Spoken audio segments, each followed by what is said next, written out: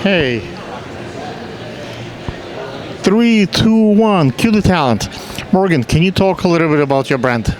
Yeah, my brand is Moco Fragrances. We sell perfume, candles, incense, and scented body products, and we're based in Indianapolis. Indianapolis. What brings you to the New York Now show? Just to grow my brand, to get in front of new buyers that I wouldn't have the opportunity to get in front of anywhere else. Okay. What? Can you talk a little bit about philosophy, the story behind the brand? Like, what are you trying to accomplish? Where are you going with it? Sure. So we're all a sustainable brand. We manufacture with zero waste production in our studio in Indianapolis, and we just try to bridge fragrance with design and create an overall aesthetic brand identity. What's your brand identity? Like, I see you have all those freckles, you have all that look. Like, is that like translate to you as the owner of the brand? Like, what's the brand story? So it's really just a personal passion project. I try to put out there what I like and hope it resonates with the folks that get the brand identity. Why? Like, you probably can do other things in life, right? Like, why you pick that brand? Why it's that story? You can probably do like fashion, maybe clothing or something else. Why fragrances? Sure. I'm an artist first and foremost, and I think no. Artists like dance, like right? Through fragrance. My medium is fragrance, and it's the medium and the message for a perfumer is fragrance. So I just think it's a really fun medium. I went to art school, and it wasn't something that we learned, and so when I discovered it, it was like a whole new medium and opened up new opportunities. What is the significance of fragrance? Because I was at the Chanel show where they had all those like big fans, and they moved the smell. Because if you watch videos of fragrance on YouTube or else on social media, you cannot smell it. You can see it, you can hear it, but you cannot smell. So that is kind of somewhat limited with social media. So in order to try your brand, they actually have to come here and smell with their nose. I don't think it's possible in today's technology to transmit smell over the internet yet, right? It's not we're not there yet. I seen some applications with doing it with AI, but those like printers for the smell are still not very sophisticated. Like, what is the significance of smell? Yeah, I think smell is a very unique experience because you're right, there's no smell-o-vision. You can't see it online, on social media. I just think it's really experiential. It can create memories, transport you to different times in your life, and yeah, Do you want to plug in what's your social media? Yeah, it's Moco Fragrances, MOCO Fragrances on Instagram and TikTok. So you don't want to ask me any questions about my business, or you're gonna give me a couple of questions? Yeah, I mean, tell me about your business. Well, I'm Alexander Gurman. I do somewhat social media, like fashion shows. I think the fragrance is, like you said, is quite essential to my operations. When models in the fashion show smell good, when the guests smell good, when the venues smell good, this is a very essential operation for me. So what I do, for example, when I produce a fashion show, I have a certain colognes for men, strong smell for men, and have strong smell for ladies, and I spray different chairs. Sometimes it's like certain segments with a male fragrance and certain fragrance with a female, and I notice which buyer, which client sitting in which chair. So if they pick male kind of smell, it's kind of gives me a signal that this person looking for more muscular, more protection. It's a different bargaining strategy. When I see a strong guy sitting in a chair like that has a feminine smell to it, I kind of feel it's a player, like this guy is seeking a female attention, and it's a different way for me to pitch to that client. So I think it gives away a lot about the person, how they react to those different smells. So if you can observe your clients at the show, which smell they pick, that gives you ability to upper hand in bargaining. Yeah, I think that's a fair take. One more question for me, please. Maybe about my billboards in Times Square. No. Sure. No? Any, Where has been your favorite place to travel for your business? Well, it varies. So this week I'm flying to Las Vegas. I got a gig with Nike Swim. I got a gig with Steve Madden for Las Vegas Swimwear, and the Magic Show is in Las Vegas. So we usually have Magic Show here, but Las Vegas show is much bigger.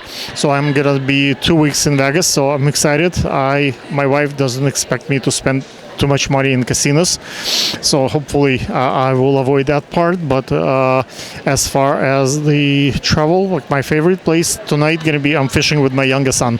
So on the boat, doesn't have any internet, doesn't have any social, it's the smell of the ocean, it's the smell of fish, it's the smell of fresh air. I think as far as I would say, and smell wise, like being in the ocean, it's the fresh air. Very cool. Well, thank you. Thank you, guys. 3, 2, 1. Let me ask a question. Talk about your brand. Who wants to interview whom? So I think I should interview Charlotte. Okay. Can I hold this? Oh, okay. Fine. Charlotte, what do you think about the show so far? The show has been great. We are meeting so many retailers and buyers. We're looking to kind of branch out from our online gallery of women's laptop bags, and meeting them in person has been really new and special for us, as we're trying to get into more stores and spread the word for women that laptop bags that look good do exist. Okay. Do you want to ask her another question? Don't put her on the spot. Sure. Charlotte, tell us more about your bags. I mean, I really like the functional crossbody bags that we sell. We sell crossbody laptop bags or iPad bags. They can carry any device, and they have protective compartments for everything from your keys to your passport to your iPad. I hike, scooter, bike, train with a few of these, and always feel safe and secure with the bag close to my body. And yeah, that's pretty much it. Do you want to ask me questions about my business? Yeah, what do you do? Well, I'm Alexander Gurman. So obviously I do, as you can see my hat, I do YouTube channels. I have so far between my social media over 4 million subscribers. I do billboards on Times Square. I recently done for a couple of designers who do bags advertising on the billboards. And this week I'm flying for Vegas Swim Week in Vegas, and I'm doing the Magic Show in Vegas. We have Magic Couture show here in New York as well, but Vegas is much bigger. It's different. Some people who come for Vegas don't come to New York, so I have to go there as well. Are you guys going to be a Magic Show? No, we are not going to Vegas. But if you could tell us more about this Magic Show, I'm very interested. Magic Show is a much more significant show than New York Now. Not to put down New York Now, it's a big show, but we won't be there, so it can't be that successful. I've heard New York Now has gotten smaller over the years. COVID time was bad for everybody. Everybody was wearing masks. It was difficult to sell. People didn't, buy much bags. I think now it's getting bigger compared to last year. I think it's much more people. Yesterday was probably, I wasn't here, but I'm pretty sure Sunday more traffic.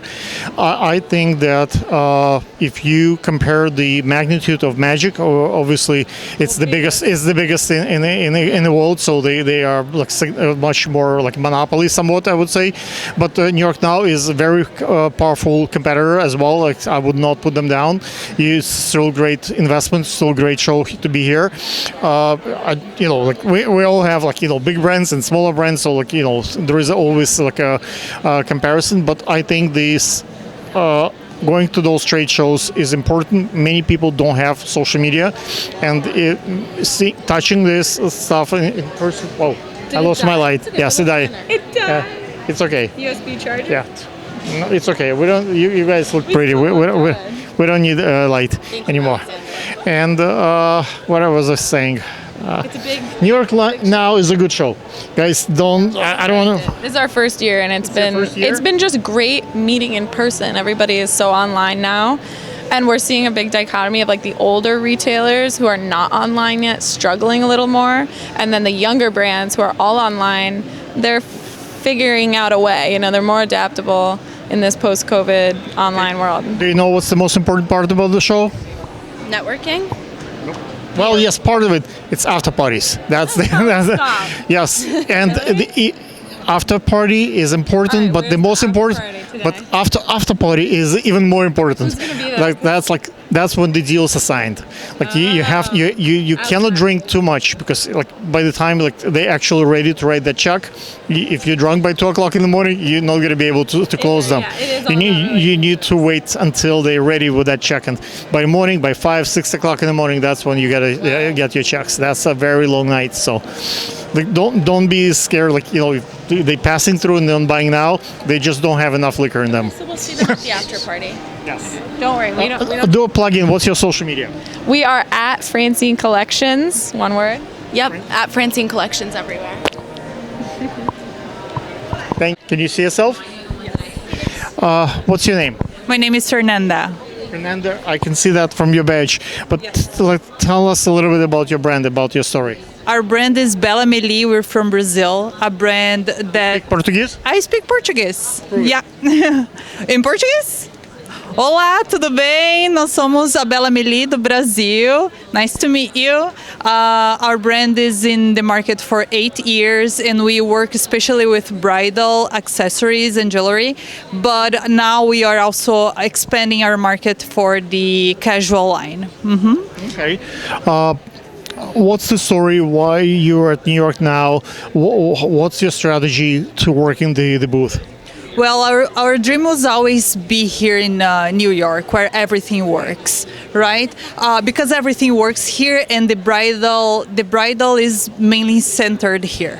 So we decided coming to New York about in 2020, just before pandemic, and then we had many contacts with Kleinfeld and David's Bridal, for example. And then pandemic came, and then we just decided to come back and explore the market. Okay. Do you have any questions for me? Yes, I want to know about your work. What's your work? What you Well, guys, I lost my light. Light is no longer shining on me, but maybe if I take my hat, maybe it's gonna be better. My point is like what I do. Like I do fashion shows. I'm a fashion director, and we just landed today the bridal designer from Switzerland, and she makes like beautiful gowns. And obviously, when you show bridal collections, you need to show bridal jewelry. So you guys will have quite a few interesting pieces as far as I can see.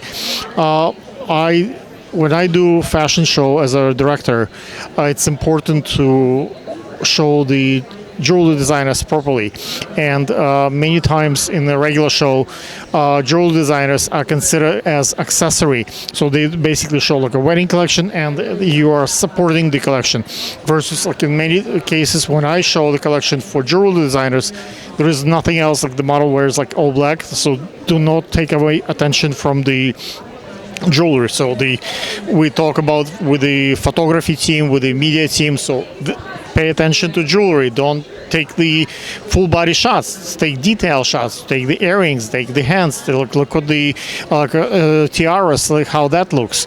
Also, when I do shows with models for jewelry, we practice certain slow motion walk, because if models move too fast, it's really difficult to film the stones when the model is constantly moving. So having a steady pose, having signature looks is very important to present the jewelry on the runway. I really appreciate your work. I think we miss with professionals that really capture the idea of the jewelry and not the general picture. So I really appreciate your work. Congratulations. Thank you. I think it also, look, when you mentioned the wedding stuff, I think there is a general expression that it's all about the dress, which is not true. It's the jewelry plays a very significant part. It's memories. The dress maybe 50 years from now, 100 years from now will vanish. The material will be too old, but the jewelry can be sustained maybe 300, 500 years from now. So it's like it's a memory that like once the bride had that wedding and she put that's what I was wearing for that day. Her grandchildren 300-400 years from now they will still have that piece that will still remind them about that day of their ancestors having that wedding day. That can be a day when the legacy was built, when the family was established. So like jewelry at the wedding day has that much more longer sentimental value. That's correct. And nowadays, with the minimalistic idea of weddings, the brides are always looking for something a bit more timeless in the dress, but then using a bit more on the jewelry. So I think, yeah, I agree. Do you want to plug in your social media? What's your Instagram? Yes, our Instagram is at Melie Atelier, Melie Atelier, and yeah, you're more than welcome. Then follow us on social media. Yeah, you can read here.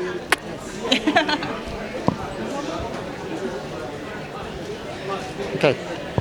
Thank you. Okay, I can see myself. What's your name? Regan, what is your name? I'm Alexander Gurman. I'm here covering the New York Now. We just arrived. I'm still sweating, as you can see, guys. Yeah. And the first lady is totally beautiful. She will ask me a couple of questions. And her booth is Create a Notebook by Caderno Inteligente. Create a Notebook by Caderno Inteligente. Welcome. Okay, now it's your turn to ask me questions. Well, first I want to know, what is your YouTube channel? What do you do? Well, I own 700 of those, so it's not just one. So I have for different countries, for different states, for different hobbies. So for every like for dogs, for cats, for Republicans, for Democrats, for every keyword, I have a separate kind of channel. Overall, because people who care for certain topic might not be interested for the other. So to get views on number of occasions. So like today we're doing the content for my kind of channels about fashion, about the products, like that kind of stuff. Okay, awesome. I know you said that you've been here before. What do you think of the show this year? Definitely better. I can see a lot of people faces because COVID time when people wear masks, right? So today is Monday. Obviously, yesterday probably was it yesterday available? No. Thursday, yeah. So probably yesterday was much busier. I didn't come yesterday. I come today. So I think the show is filled with the suppliers. So I think it's gonna get better closer to the end of the day. It's a little bit hot outside, as you can see. I'm sweating, so it's not easy to pull the crowd. But with the proper AC, I think people will come. Yeah, for sure. I agree. It seems yesterday was a little bit slower. I think that there's bigger names here today, and hopefully we'll see a big pickup in traffic. Okay, last question. Yeah. You can ask me whatever you want. Either from the list or from your mind. I just want to know, what do you like to do in your free time? Well, my free time is my wife, my kids.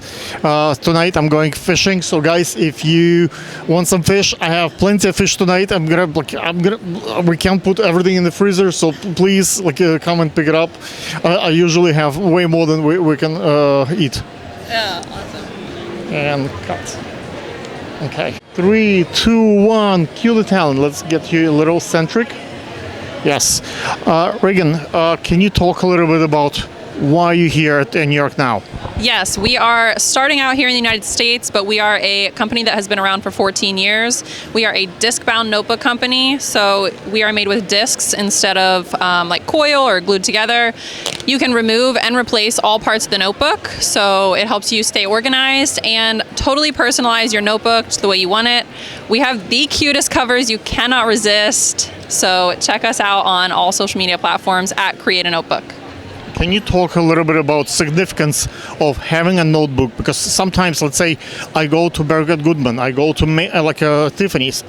They don't allow laptops, they don't allow cell phones because you can take pictures and stuff, but you can draw, even in the court. So notepads can be very substantial in the places where VIP celebrities are not allowed to be filmed.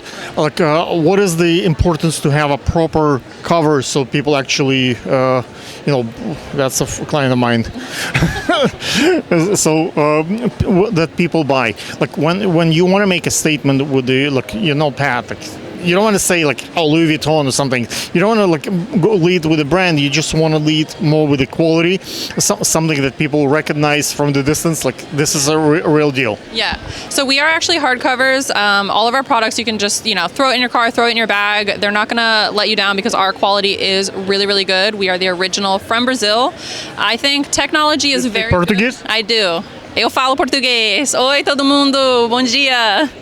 But I think technology is really good until it isn't. It will fail you. And, I'm old school. I love writing things down on paper. I do not get on all of the, the Google calendars and all of that. I'm just not good with it. So I love old school, writing stuff down. And these are great for students, taking them to school to help you stay organized when you're just jotting down a ton of notes as well. So they're good for everyday needs. Okay.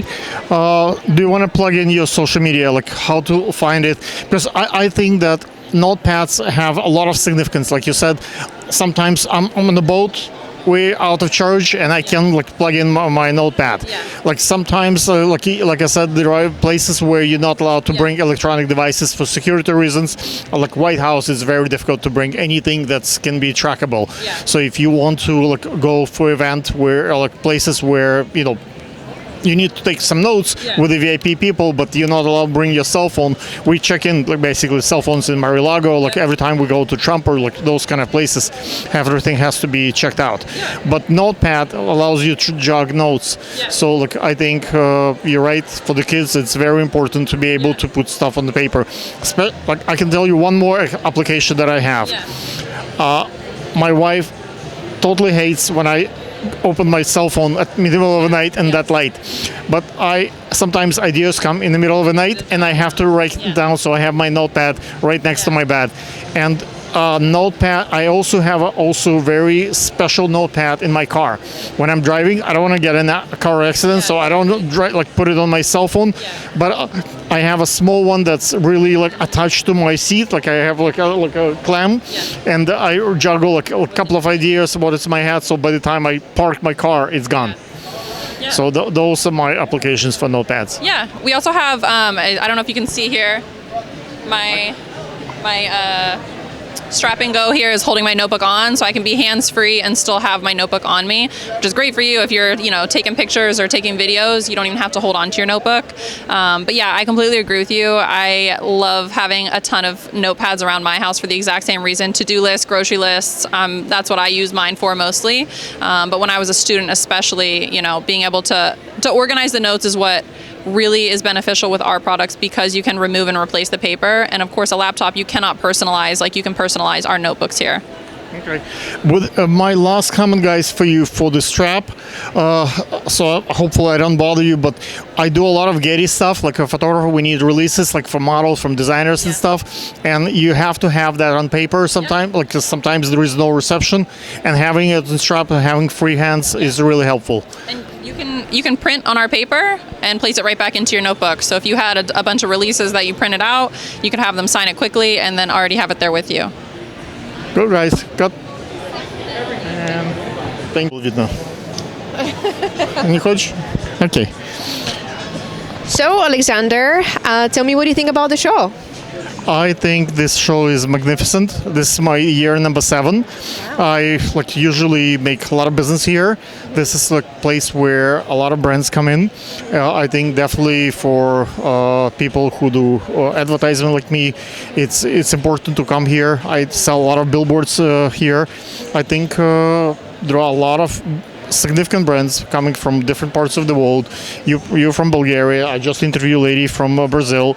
So obviously, people come here to the business. That makes a lot of sense. Tell me about your YouTube channel. Well, I happen to own 700 of those. I have over 4 million subscribers overall. 3 of my main channels have over 260,000 subscribers. Some of them are relevant to fashion, some of them relevant to goods and products. So once I'm done with my serious questions, I'm going to ask you some questions about your brand. But basically, I have a variety of YouTube channels. That sounds very impressive. Talk to me about the Times Square billboards business. So the billboards on Times Square I done in the last 3-4 years, more than 7,000 of those commercials. So the way I do it, I put it on a billboard. It's a massive big billboard, like 8-10 floors high, like 2 streets, and it plays. And I film it with a number of cameras, like vertical, horizontal, from left, from south, from north, from different angles, daytime, nighttime, sunrise, sunset. So when we time lapse all this, it looks like their advertisement for brands like they're forever. And once I put it on social media, I combine the billboard, because nobody really cares about the billboards in Times Square. But if people live in Bulgaria, Brazil, other places, and when they see their clients, their brands advertised on Times Square billboard, it's a conversation piece. So it brings, it has ability. So someone will say, "Wow, even though you're in Bulgaria, but you advertise on Times Square. What's going on?" And that allows you to pitch back to these buyers, to these clients, and those who have passed on you, not gave you the money. Maybe this time they will listen to your pitch again and will give you the money. That's how it works. That's great. Thank you for sharing this. Maybe your company would like to do. I'll send you some. It's not that expensive, like $300 and up. It's like for the whole process, and I have a lot of them. Actually, tomorrow I have a whole bunch of them. I have 69 billboards tomorrow on Times Square coming up. So obviously, if you want to stop by tomorrow night after the show at Times Square, you can see like all my clients from here, from the New York Now, who want to see themselves on a billboard. Sometimes it's people, sometimes there are products, sometimes it's like a combination of their services, but basically it's like a shout out for $300, like including placement and including filming them in front of it, like pictures and videos and like editing and distribution. I think it's a great price. Obviously I have much more expensive packages like $1,500, $3,000, $7,000, but the most affordable, the cheapest one that pretty much most of every happy birthday, marry me, people can afford that kind of package. Sounds good. Thank you for sharing this. Okay, I'm done with my questions, so it's time now. We will switch, and I will ask you questions. Okay. What is your name? My name is Simona Bundergieva, or you can just say Simona. That's easier. So Simona, also from Bulgaria, it's my understanding, and you speak Ukrainian and Bulgarian, and you speak English. I just heard. So you guys cannot see, but Simona is a little bit pregnant, I would say. Not a little bit. How it's difficult to work on a show like this, having that condition, like. Does that helps? Like, do you get sympathy from people passing by and like want to buy from you, or they don't care? I think people don't care. I think people don't see that immediately. I try to wear jackets to hide it a little bit. Overall, you should be proud. Nothing behind. Well, because it's a double-edged sword. Like some people may feel sympathy or empathy. Some people may ask very logical questions, like who is going to ship your orders after your baby's done? Like, are you going to pause your line? And I have a plan for all of this, but just to avoid questions that might instill insecurities in buyers, I prefer not to. I think you're wrong. I think when people understand, like if I see someone like a supplier who has a baby coming out, I know that person, once the baby needs new shoes, you're gonna do everything and beyond to support that baby. So I would trust that business much more than the business that you can go party and do like once you have a responsibility of like, I don't know how many kids you have. Is that your first one? Second. Guys, when you have kids, this is not a joke. You need to produce, you need to earn, and I think that people who actually care for their families and working, that's the reliable supplier. That's someone who will actually ship to you because they need to feed the baby next day also. So I think it's actually speaks volume that you don't stay home, like you actually working, you fly all the way here.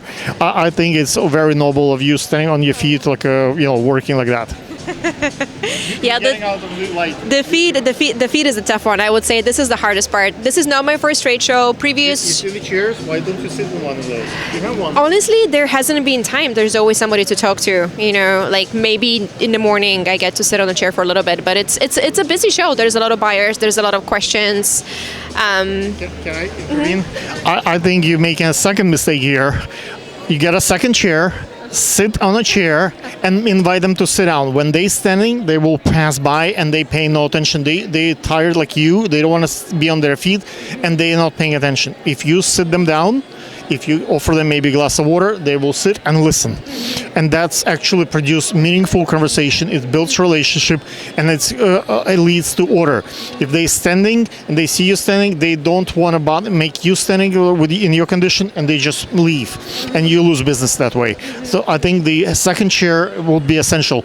Bring one today or maybe tomorrow and you'll see the difference in orders. I guarantee you double, like how many orders you got like yesterday, today? I'm pretty happy with the orders.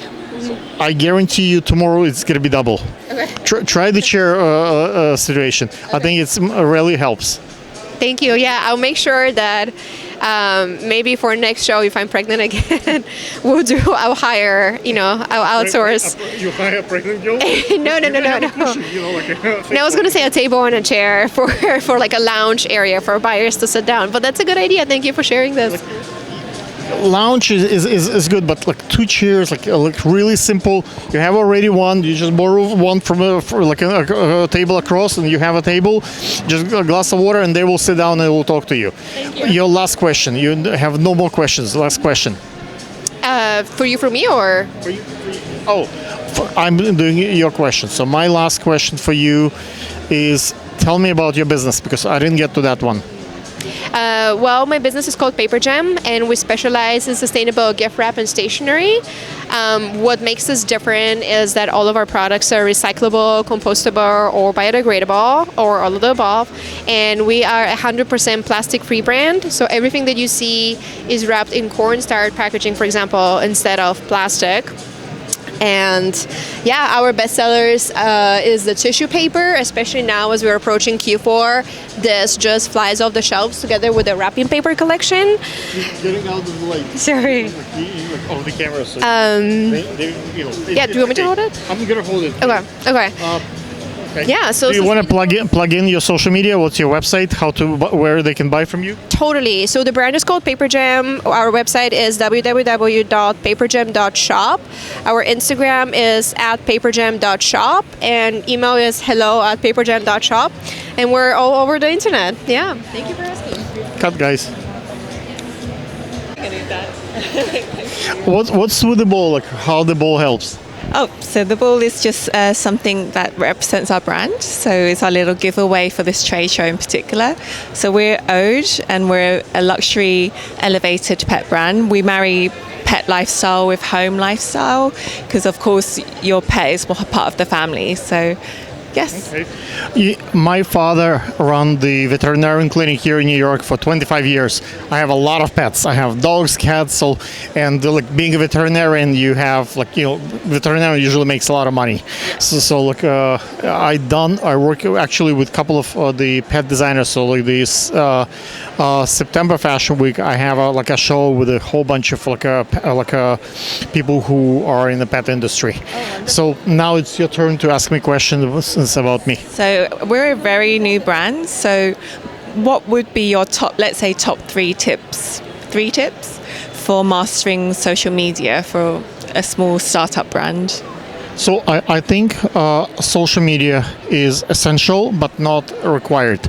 I have right now my top clients have 0 social media, 0 website, and they make millions of dollars. So social media can be powerful and important, but often people put too much emphasis on it. And the real stuff, like being here in the show, building real relationship with people, doing real sales, is much more essential than fake likes, followers. All that stuff is helpful, but it's not like end of the world. People had businesses way before social media, and when social media will vanish, businesses still will thrive and still make money. So my 3 tips on that. So I think a genuine content really helps. So I think people react to 3 things. They react to violence. Let's say if it's blood and killing, like people love drama. So if you can bring more drama to your production, it helps. The second thing that people love on social media is luxury. We love kings and queens and princesses. Anything with expensive stuff, people might watch. And the most powerful thing is beauty. Pornography, sex, the beautiful girls, anything with like you're very mesmerizing. You have like the interesting shape on your face. So the like with the good bone structure, with if you have like an interesting face, you look interesting looks. People will watch. So for social media, looks very important. Okay. I'll see where I can apply that to our brand then. Obviously, are very Thank you. model. No. I'm very private, so that's why I asked my question, because I'm not necessarily like that active personally on Instagram. I'm very private, so we are a brand where we want our product to speak for itself. I think a lot of wealthy people are private and they don't want to be seen. It's often like in the fashion shows when I come, like a lot of them come with their lovers and the wife is not there, and they don't want to take picture with like a girlfriend or something, but while the wife is watching at home. So so privacy is important for these people. A lot of wealthy people, do suggestions and like all kind of things that they don't want the public to be seen. So privacy certainly is important, but also having a good memory privately. Like we have a lot of, like I, for example, do a lot of elopements weddings. Do you know what's elopement wedding? It's a private elopement weddings. Like people come to New York. I pick them up in the airport. I'm the photographer, videographer. I'm a DJ. Basically I helping them with the wedding dress, makeup, hair. The only thing basically officiant who marries them. Like is someone else has to do it, but I'm the flower shop. I take them to a restaurant, and then at the end, once we do the shoot, I fly them, take them back to the airport. They fly, and nobody but them knows this. So it's just specifically for her and him. So they don't want to guess. They don't want to be known. It's like. Could be for different reasons. People work together. People sometimes like celebrities, but like you said, privacy is often important. Okay, Your last great. question. How did you get into it? Your social media. How do I get into my? What started it?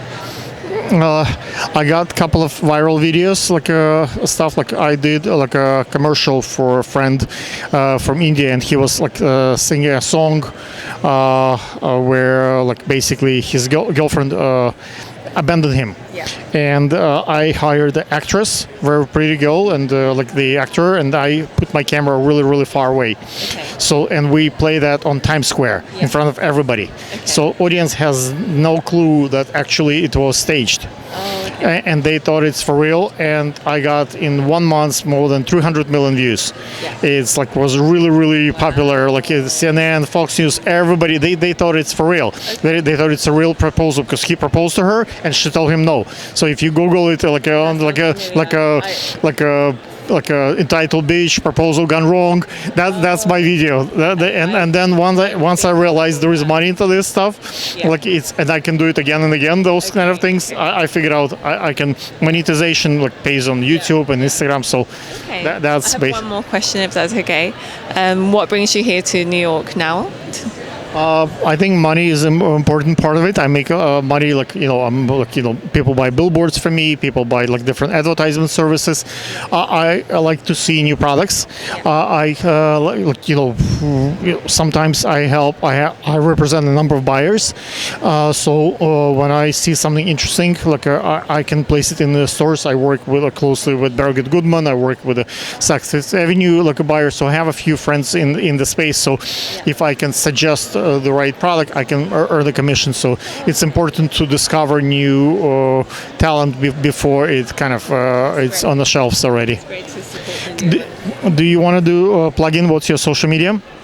So we have Instagram, so ode.pets, so PETS. What's your strategy to advance your brand, let's say, next 20, 50 years? How do you plan to move it? We want to provide that mid-market where it's between your budget or fast fashion for pet brands and so don't think it should be both. no. We want to be be the people that provide the mass in between. So not the budget markets or the fast fashion, but also those who can't necessarily afford the super luxury international brands. So we feel like there's definitely a demand in that market. Okay. Yeah. Cool. Thank you, guys. Because we see the response to new items. So we do a lot of communication, especially as we round into fall holiday, around the new launches, exclusives like for that holiday season. And I think it's a strong selling point to say, you know, you might have been in last month, but we have so many new offerings that we can't wait to show you. And this has kind of been brought up in other turns of conversation, but we also have found that whether it's on Instagram or in the newsletter, having that newness messaging come from our team, whether it's me or Claire in our West Village store or Stacy, who's the GM of our Greenpoint store, say to the customers, like, this is new in and I love it. Like having that human being behind it, and here's why I love it, not just like, here are some new things, buy them, but like, you know, here's what's top of my big night wish list, I think is a really powerful way to keep that newness feeling like a connection rather than just transactional.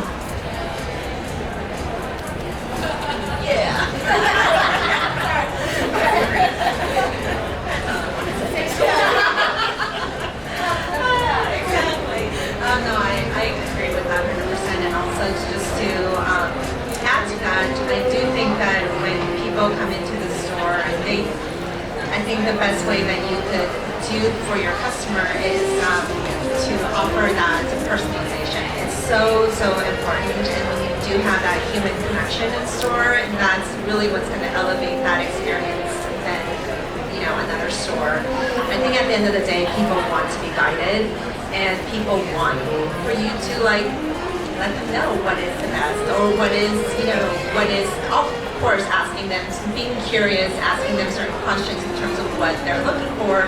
Sometimes people don't even know what they're looking for. So at the end of the day, you know, one of the reasons why I love retail is you know, I love what makes somebody buy something. It's a lot of it psychology, and really having that curiosity really will help that interaction become more of a connection and more of a relationship than a transaction. At the end of the day, they also want to like not have to make another decision sometimes, you know, to turn off their brain for 2 seconds and you letting them know, ooh, you like that thing with the popcorn. Let me show you this popcorn candle to go with this popcorn. You know your store layout better than anybody, so the more you can guide them and say, ooh, I have the perfect thing for you, that's when they're going to start to trust you more and want to buy from you. Great. I'm going to come shop at your store. I think all of those things are like so important and strong. We historically do a lot of events, particularly on the holidays or like throughout the year. Many years when we were in Abercrombie in Venice, it was like people really relied on us as a neighborhood resource for community. They wanted to, especially in the early days where it was blocks and everybody was behind a screen. It's like, can I meet the people? You know, we were a good destination, a design resource and destination for that type of thing. Obviously, COVID changed a lot of everything changed since then, but we still do put time and effort into events when we can. But we also offer, like specific to our niche, a gift wrapping service. And with that, every employee is trained to do it perfectly. Like I'm very proud to say that they're better than me. Like I want them to wrap my gifts. They are superior gift wrappers. And because of that, people come in from all over Los Angeles to have us wrap their gifts, regardless of the fact that they're buying anything from us or not. And we're offering a service that they need. And maybe they drop off 7, 10 around the holidays, 30 gifts. It's kind of lucrative in it on its own, but it makes us a resource that they need beyond just another store.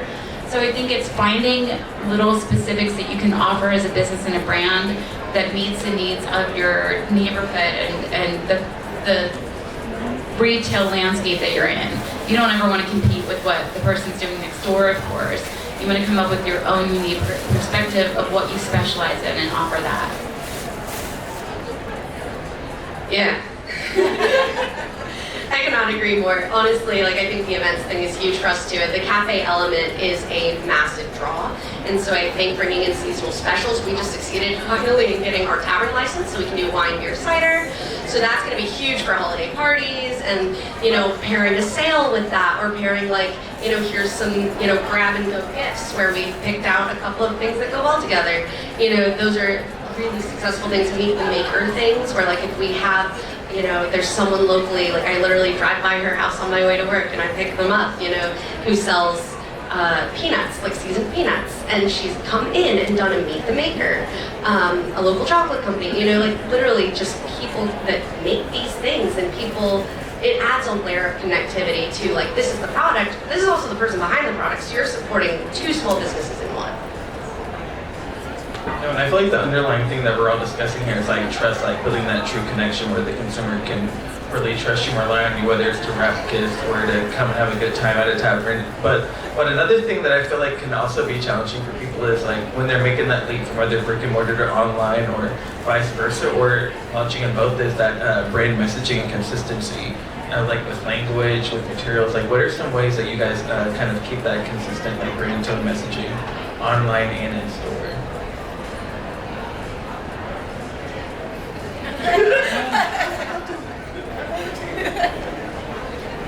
Well, I think for any small business, and if it's coming from your heart and you're putting everything you have into it, that brand voice is going to be authentic. It's not going to be something that's fabricated, anything just holding true to that. So when you get bigger, you need a brand deck.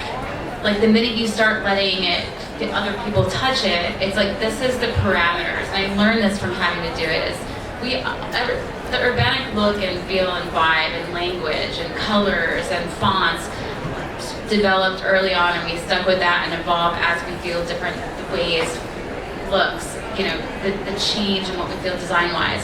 But the brand core has to stay the same.